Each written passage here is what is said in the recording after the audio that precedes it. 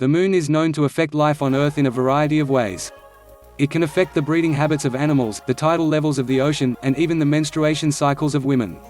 An old school of gardening, followed by native peoples like the Native Americans, known as lunar or moon gardening, focuses on how the moon can affect the growth, development, and harvest of plants and crops.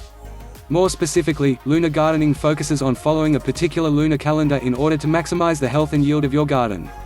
Now, modern cannabis gardeners are picking up on these old traditions and finding that, by paying close attention to the moon and its monthly orbit around the Earth, they're able to produce bigger, higher quality yields every time. Moon gardening, also known as lunar gardening, is an old gardening practice that involves planting certain crops at different times of the moon's monthly orbit around planet Earth. It has been practiced by gardeners all across the world for centuries. While we don't want to get too technical about astrology, it is important to have a basic understanding about the moon's orbit in order to better understand the theory behind lunar planting. One lunar orbit around the world takes roughly 27 days. In this time, the moon travels through each of the 12 zodiac signs. Just like the moon's gravitational pull affects the tides, lunar gardeners suggest it may also affect the rate of germination in seeds and the overall size and quality of your harvest.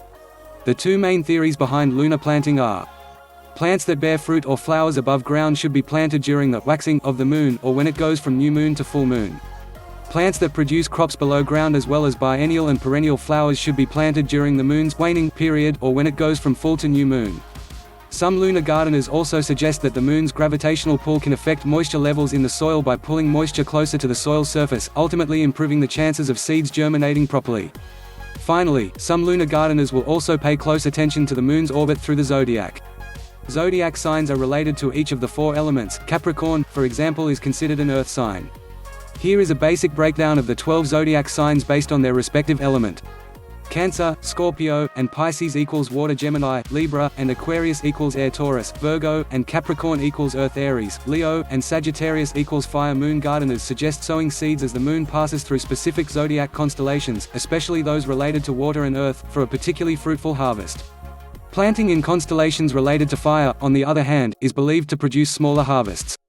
What are the benefits of moon planting? Moon gardeners suggest that following and studying the lunar orbit allows them to get greater insight into when to sow certain seeds. This ultimately allows them to have greater control over their plants and maximize the size and quality of their harvests.